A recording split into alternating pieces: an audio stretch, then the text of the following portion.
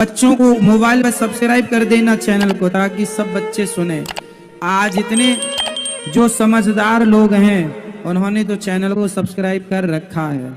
बस आप अपनी समझदारी का परिचय तुरंत दिखाइए, क्योंकि संस्कार मिल रहे हो फ्री में तो लेने में नुकसान नहीं है। राधे राधे प्यारे भक्तों, आज मैं आपको एक ऐसी चौंका देने वाली, हृदय को झकझोर देने वाली सच्ची घटना सुनाने जा रही हूं, जिसने केवल एक सभा नहीं बल्कि हजारों हृदयों की चेतना को गहराई तक स्पर्श किया।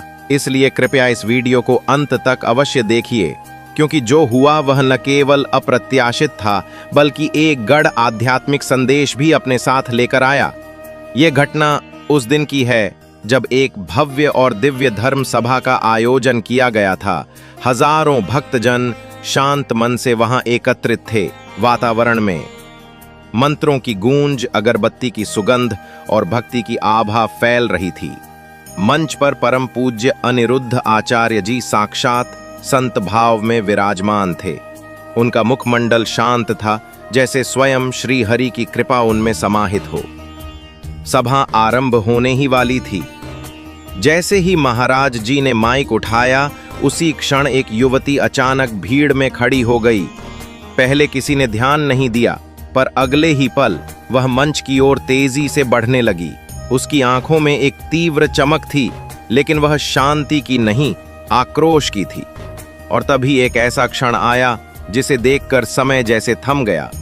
जैसे ही महाराज जी ने बोलना आरंभ किया, एक तेज आवाज गूंजी, थप्पड़ की। जी हाँ दोस्तों, उस युवती ने सबके सामने महाराज जी के गाल पर एक जोरदार थप्पड़ जड़ दिया। सभा स्तब्ध हो गई। चारों ओर सन्नाटा पसर गया। लोगों की आंखों में अविश्वास था, होठों पर कोई शब्द नहीं।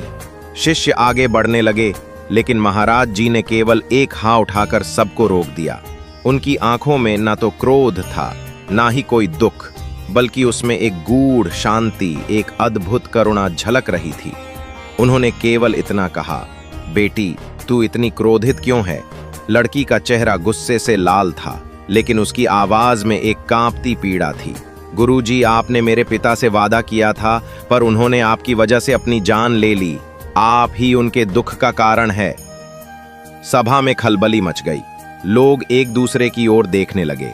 क्या यह सत्य हो सकता है? क्या महाराज जी जैसी दिव्य आत्मा भी किसी का विश्वास तोड़ सकती है? कुछ क्षणों की निस्तब्धता के बाद महाराज जी ने गहरे स्वर में कहा, बेटी सत्य वही नहीं जो आंखों से दिखे।